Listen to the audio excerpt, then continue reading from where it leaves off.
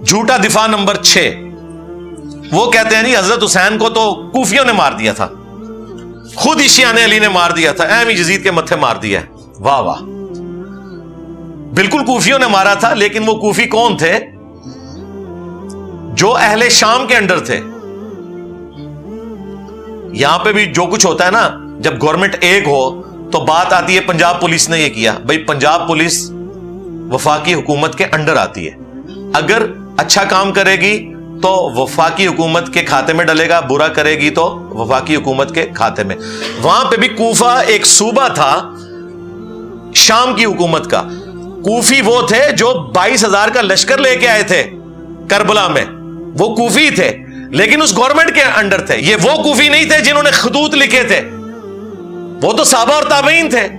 سلمان ابن سرد جن کی حدیث ہے بخاری اور مسلم میں، نبی علیہ السلام نے 2 بندوں کو لڑتے ہوئے دیکھا اور کہا میں ایک کلمہ ایسا جانتا ہوں، یہ پڑھ لیں تو شیطان ان سے دور ہو جائے گا، ان کا غصہ ٹھنڈا ہو جائے گا، اعوذ باللہ من الشیطان الرجیم۔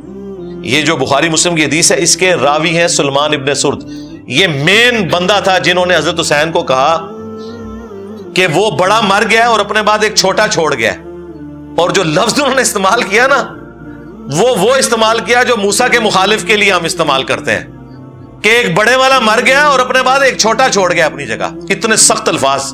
اس وقت عبید اللہ ابن زیاد کے روب کی وجہ سے وہ لوگ نکل نہیں سکے، مسلم بن عقیل کو قتل کر دیا گیا، اس سے پہلے نعمان بن بشیر کو گورنری سے ہٹایا گیا، لیکن بعد میں توابون کی تحریک انہوں نے چلائی اور وہ شہید ہوئے سارے، اور پھر مختار سقفی آیا، اس نے پھر عبید اللہ ابن زیاد کو بھی قتل کیا۔ بخاری اٹھا کے دیکھیں، ترمذی اٹھا کے دیکھیں، حضرت حسین ابن علی کا سر کاٹ کے عبید اللہ ابن زیاد گورنر کوفہ جو یزید کا تھا اس کے سامنے تشت میں پیش کیا گیا۔ اللہ کی لعنت، اللہ کے فرشتوں کی لعنت، تمام لعنت کرنے والوں کی لعنت جنہوں نے اہل البیت کو یوں ظلمن شہید کیا، آمین۔ تو وہ چھڑی سے ان کے چہرے مبارک کو چھیڑنے لگا اور ان کے حسن میں کوئی کلام کرنے لگا، تو انس ابن مالک پاس کھڑے تھے، وہ اتنا ہی کر سکتے تھے، بوڑھے ہو چکے تھے، 90+ تھے۔ انہوں نے کہا کہ رسول اللہ کے سب سے زیادہ ہم شکل حسین ابن علی تھے، یہ بخاری کے الفاظ ہیں۔ اسی حدیث میں امام بخاری نے لکھا ہے برأس الحسین علیہ السلام، حسین علیہ السلام کا سر مبارک، علیہ السلام لکھا ہے۔ مولوی نے عربی میں علیہ السلام لکھا تھا، اردو میں ترجمہ رضی اللہ عنہ کر دیا، نکال ہی دیا۔ عربی میں لکھا ہوا ہے، آپ کھول کے دیکھ لیں، مکتبۃ الشاملہ میں بھی، اسلام 360 میں بھی عربی میں لکھا ہوا ہے، اردو میں رضی اللہ عنہ لکھا ہوا ہے۔ اور جب زید بھائی مجھے ملنے آئے نا، میں نے کہا یہ دیکھ لیں، انہیں یقین ہی نہیں آیا، کہتے یار یہ انہوں نے کیا ہوا ہے۔ میں نے کہا یہ اچھا ہے، اس کو چینج کرنے کی ضرورت نہیں ہے، ہم نے بتانا ہے بعد میں بھی کہ کیا کام ڈالتے ہیں۔ انہوں نے دارالاسلام والوں سے اٹھایا تھا، میں نے کہا اسی طرح ہی رہنے دیں تاکہ ہم دکھا سکیں بعد میں۔ sunna.com بہت بڑی ویب سائٹ ہے جس پہ حدیث کی کتابیں ہیں، عربی میں علیہ السلام لکھا ہے، اردو میں رضی اللہ عنہ لکھا ہوا ہے، ایک فرقہ وارانہ اس چیز کو دھڑاڑ کو قائم رکھنے کے لیے۔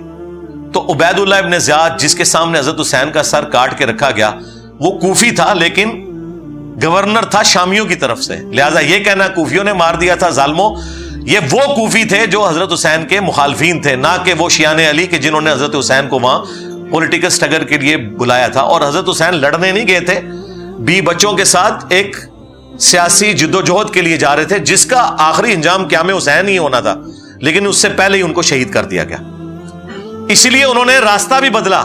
یہ جو کہتے ہیں جی وہ دمشق کی طرف جا رہے تھے یزید کے ہاتھوں میں ہاتھ دینے، بالکل جھوٹ ہے۔ وہ راستہ انہوں نے اس لیے بدلا تھا کہ انہیں پتہ چل گیا تھا کہ مسلم بن عقیل شہید ہو چکے ہیں، یہ مجھے بھی کوفے تک نہیں پہنچنے دیں گے، تو میں انہیں دھوکہ دے کے دوسرے راستے سے جاؤں۔ لیکن ان کے پاس تو اتنی فوج تھی، انہیں بھی یہ خطرہ تھا کہ حسین ابن علی کہیں راستہ نہ بدلے، تو انہوں نے کربلا کے پاس بھی پڑاؤ کیا تھا کہ اگر اس راستے سے بھی ہے تو ہم پکڑ لیں گے، جو یہ نقشے بنا کے آپ کو بتا رہے ہوتے ہیں۔ اللہ کے بندو ڈر جاؤ، جھوٹ باندھتے ہو، اپنی طرف سے باتیں بنا کے منسوب کرنا شروع کر دیتے ہیں۔